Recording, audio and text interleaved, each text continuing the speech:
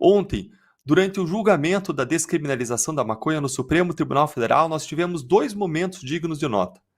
O primeiro momento, que a gente vai ver agora, é o momento do bate-boca entre o ministro Barroso e o ministro André Mendonça, que travaram uma discussão sobre o que é, para mim, o ponto central desse julgamento.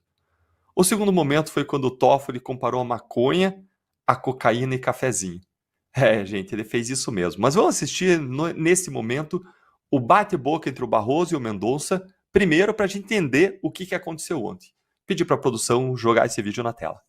Senhor presidente, minha saudação a Vossa Excelência, aos eminentes pares, com a devida vênia e respeito que sempre tenho por Vossa Excelência, eu não creio, não entendo que o presidente da CNBB esteja sendo vítima de desinformação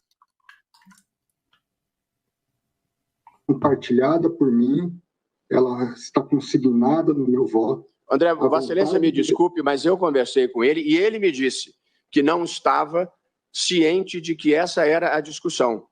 E, portanto, eu me comprometi com ele a prestar esse esclarecimento no início da sessão, porque ele me disse que não estava informado de que esta era a questão e ele se preocupou em me dizer que trabalhou em periferia e que droga é uma coisa que faz mal às pessoas e às comunidades.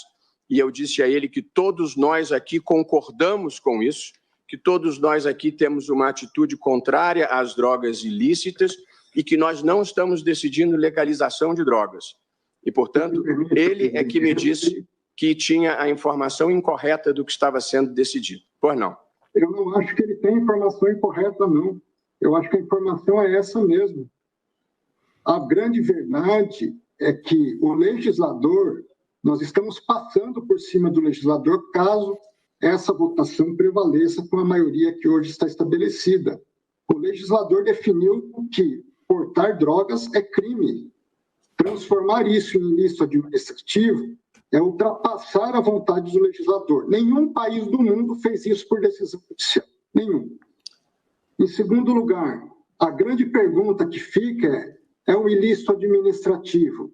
Quem vai fiscalizar? Quem vai processar? Quem vai condenar?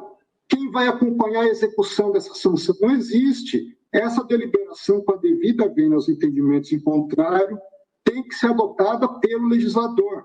Eu sou contra, mas eu me curvaria caso o legislador deliberasse em sentido contrário, apenas conseguindo a minha opinião e entendo, com a devida vênia, que o presidente da CNBB não é vítima de desinformação. Bom, Vossa Excelência acaba de dizer a mesma coisa que eu disse, apenas com um tom um pouco mais panfletário. Eu, ao início da sessão, disse, estamos discutindo se é ato ilícito administrativo ou se é ato ilícito penal. Vossa Excelência entende que é ato ilícito penal e tem todo o direito de achar, mas a minha explicação foi absolutamente correta do que está sendo decidido aqui, se é ilícito penal ou se é ilícito administrativo.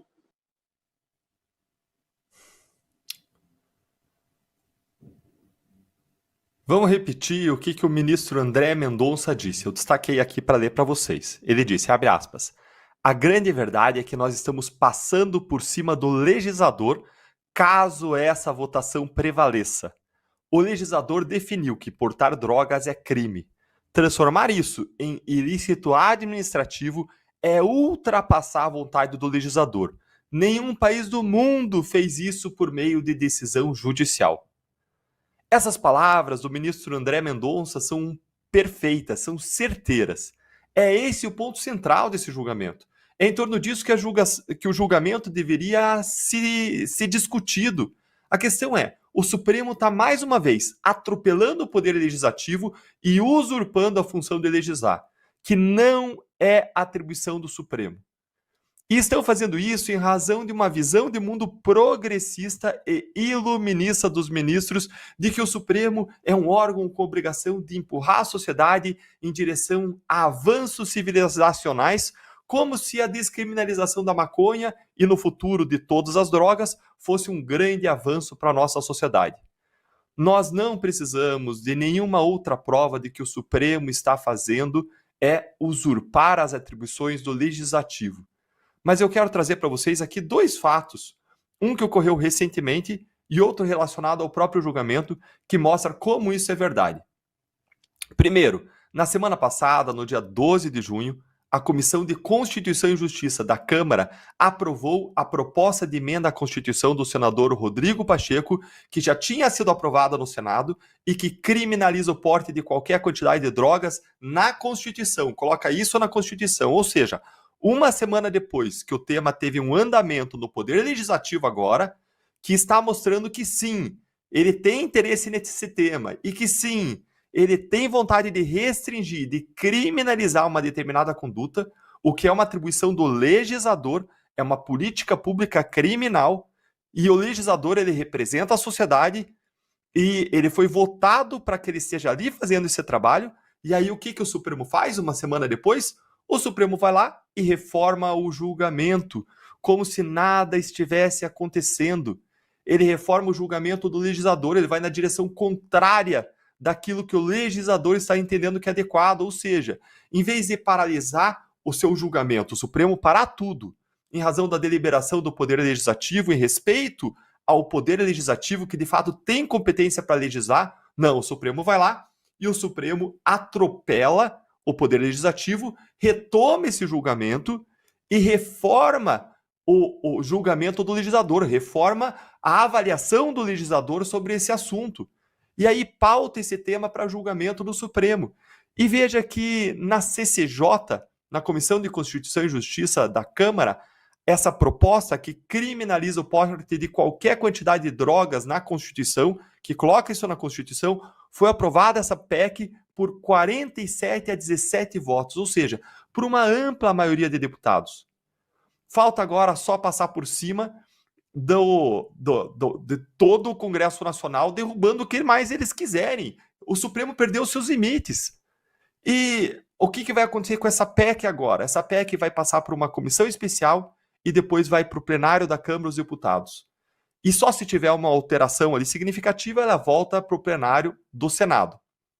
O Poder Legislativo, ele está sim se posicionando nesse tema, mas ele está se posicionando de modo contrário àquilo que os ministros iluministas pensam. O segundo ponto que eu queria destacar é que durante o julgamento o próprio Dias Toffoli disse que se somar os votos dos presidentes da República que indicaram os ministros do Supremo e os votos dos senadores que confirmaram a indicação dos ministros do Supremo, os ministros do Supremo estão legitimados por cerca de 100 milhões de votos. Gente, isso é loucura. O ministro Toffoli é mesmo uma máquina de frases, de falas e de decisões inacreditáveis. Veja o perigo dessa fala. Eles já estão construindo a ideia de que, porque eles foram indicados e aprovados por representantes eleitos do povo, então eles têm sim votos. Que isso? E que por isso eles poderiam fazer o que eles quisessem, porque eles teriam a legitimidade do povo, do voto. Essa é a oficialização dos ministros do Supremo como políticos. Todo mundo sabe que eles são políticos de toga, mas agora eles querem tornar isso oficial e dizer que eles têm ainda a legitimidade do voto. Mas não, ministro Dias Toffoli. Nem você, nem os seus colegas têm a legitimidade do voto e nunca terão. Quem é votado tem que prestar contas e perde o seu mandato a cada X anos. Vocês são vitalícios. Não, mas vocês deveriam ser técnicos na tripartição de poderes.